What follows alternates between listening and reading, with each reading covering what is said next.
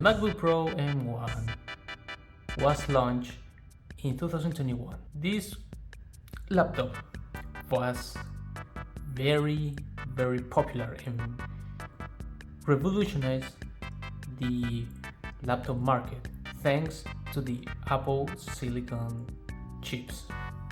Yes, as you can see, in the past, Apple were bad with computers because they use the Intel chips. Well, it's not that whole story, but I mean, what I'm telling you is that the performance of the computers with Intel weren't very good, and they have a lot of problems with that. Even Apple, we have problems because of the. I don't remember if it was the about time. I don't remember if that because the chips, the Intel chips were delay. I don't remember. I had to have to read again that news. But here we're gonna make a review. I'm gonna be honest with you. I never owned a MacBook in my life. This is my first time that I buy a product of Apple. And well, let me tell you something that this laptop I didn't bought it in 2021. I bought it in 2024 because I never was interested in Apple because of the prices that they charge you. And let me tell you that one thing that I regret about buying this is the ecosystem. But I just want to try a new experience because I am I'm always been using Windows, since kid, and I would say that I want to try something new, and that's what I'm gonna explain to you later in this video. Does it worth in 2026 the MacBook Pro M1? Let's check out. So the performance of the MacBook Pro M1. Well, what can I say? This computer is amazing even in 2026. Yes, 5 years later. You see, the MacBook Pro M1, I think that it is one of the best laptops that you can use today. Not because it's so popular. No. It's that this machine holds various tasks pretty good. For example, for video editing, do excellent job. For coding, do an excellent job. For writing, good. And you see, the reason that I recommend you to buy a laptop like this, but let me tell you something before I recommend you to buy this. First of all, this is a MacBook Pro M1 with 60 GB of RAM, a 500 GB of storage, and you see, you have to understand that this, if you're gonna do a little more requirement, for example for video editing, I would recommend you to go from a 60 GB of RAM to more. Why? Because today, software they require a more memory RAM.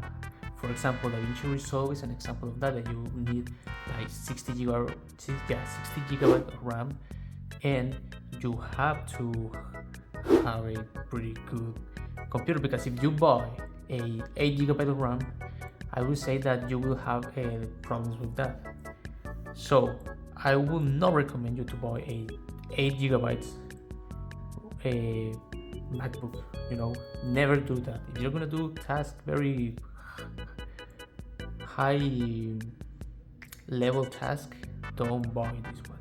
I would recommend you 32, but it depends on you, on your budget. If you don't have the budget, I would recommend you to save more money, because 60 GB of RAM will work. Okay, so let's talk about more about this. For example, I use this for video editing, right? So I use DaVinci Resolve, and what I use in DaVinci Resolve in the MacBook Pro M1, I didn't have problems with that. I can edit my videos. I didn't have lag, in the video when I edit. It looked pretty good, amazing. I don't see any lag when I drag a video or an asset. I don't have any problem, because for example, I use a Toshiba in the past. Yeah, those Toshibas, and they were pretty bad, and I have a lot of issues. And when I see this, it's like, wow, that is pretty good. I don't see any problem because this computer is supposed to be, very slow because it's too old, because it is like 5 years. Yeah, 5 years. And doing this, seeing these results is very impressive. Now for rendering, I would say that it do a pretty good job too. For example, I rendered a video about 7 minutes to 10 minutes, I don't remember, and it did a good job. Like it takes like 2 minutes, 1 minute, and I added editing, I add like flashy effects, and they managed it pretty good. So yeah, I would say that for task is pretty good. Okay, so the Retina display. Well, first, when I got the MacBook, I honestly thought that the display was just called a Retina display, and that's why it looks so good, but it's actually a bit more than that. The Retina just means the screen is super sharp, so you don't see any pixels. Everything looks like clean and detailed. But the real magic comes from something called the Liquid Retina XDR display. This uses a mini LED technology, which basically means the screen has thousands of tiny lightning zones. So when something bright shows up, like a video or highlight, that part of the screen gets really bright, while the darker areas stay dark. For example, I'm gonna show you a video on YouTube using HDR quality, and you can judge by yourself and how beautiful it looks. Look at this, it looks beautiful. That's why HDR looks so good on it. You get really bright highlights, deep blacks, and a lot of contrast at the same time. And that's what surprised me with this, is that it's a computer 5 years ago, and it doesn't feel so old on the screen, and the quality doesn't look terrible, So that is one reason why I still think that Apple regret creating this machine, because they create a amazing computer. Well, laptop. Sometimes I confuse that. Well, so yeah, it's not just about sharpness, it's really about how the screen controls the light and makes everything looks more realistic. What about the keyboard? Well, the keyboard, I would say that is pretty solid. When I type in this laptop, I would say that it feels good, doesn't feel terrible. I don't know, it feels relaxed for me. So yeah, that's it. What can I say? I think that here in past laptops, they have a touch bar. I don't know too much about the touch bar because this is the first time that I bought a Apple product, so I don't have any idea of the touch bar. But I heard that the touch bar was pretty bad, and I think that the touch bar controls the brightness. I think like this button to give a brightness to the computer. So I don't know how much, I don't know how was, so I cannot talk too much about it. Okay, so the touch bar. Well, the touch bar is one of the best things about this laptop, because look, it's very softy. When I use it, this is pretty good with productivity, because you can, for example, if you do this, you can do zoom just doing this, and if you want to change it to another page, you just use with your 2 fingers, you do this, and that's it, and you can do other things with this. when you are, for example, using Safari, and when you want to change to pages or do something about that. But I would say that it's really good. What can I say? I mean, it's solid. So, what about the sound? The sound quality here is, like I said before, is really good. The speakers are the most impressive features of this laptop. They are loud, clear, and full-bodied for a device of this size. They can easily fill a room without needing an external speakers. What really stands out is how clear the vocals and instruments are. Whether I'm watching a videos, listening to music, or on a video calls, the voices sound sharp and detailed without being harsh. They're also strong of depth in the audio. The bass is noticeable better than the smaller laptops, which give music and movies more impact. It doesn't replace real subwoofers, but for a laptop it feels surprisingly rich. Right now I'm gonna put you an example how they hear, you know, and you can just judge by yourself, right?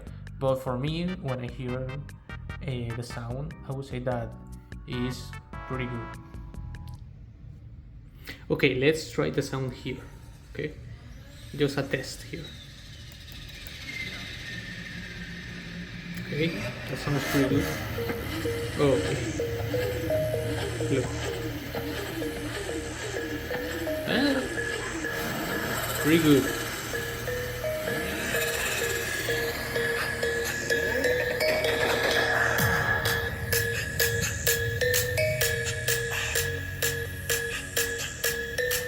Oh yeah.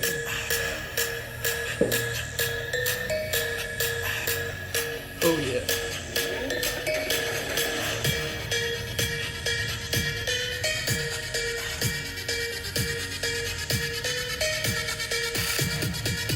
And here it comes.